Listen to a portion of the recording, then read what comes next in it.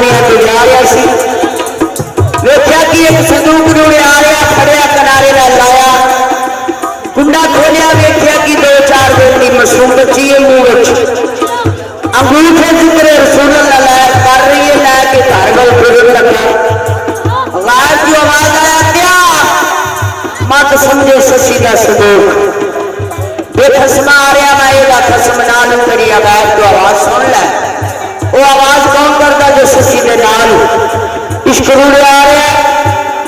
इश्क ससी का लगते जोड़ के हाथ दे के तो गल्ला करता किया था मेले फिर जब लोग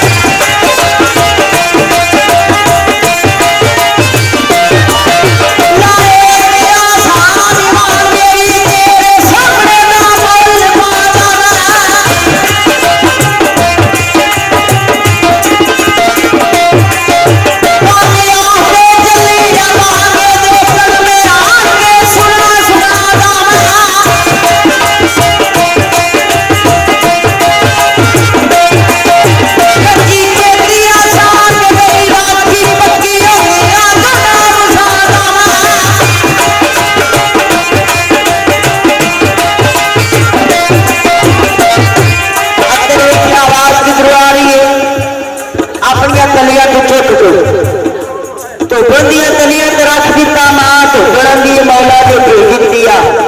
इसकी खुराक भी अता करा तेरे मां तो बंद शीर आ गया पहला पेपर शहजादी बनका भरन लगी इश्क ने आख्या ससी भरन तो पहले मेरी गल सुन ला इश्क ससी नाल अते दी औरत नाल महात्मा गल करदा किया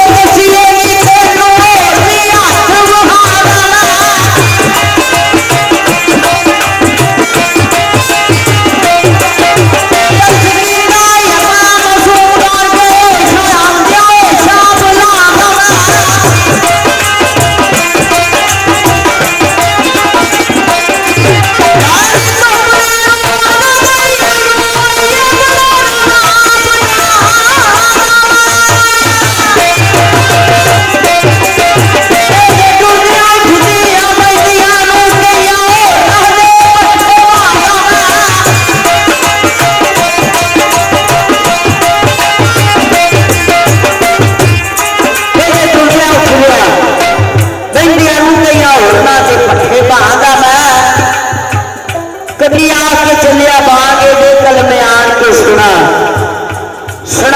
मैं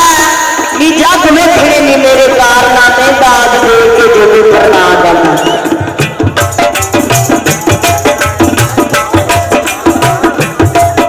जब में खड़े नहीं मेरे कारनामे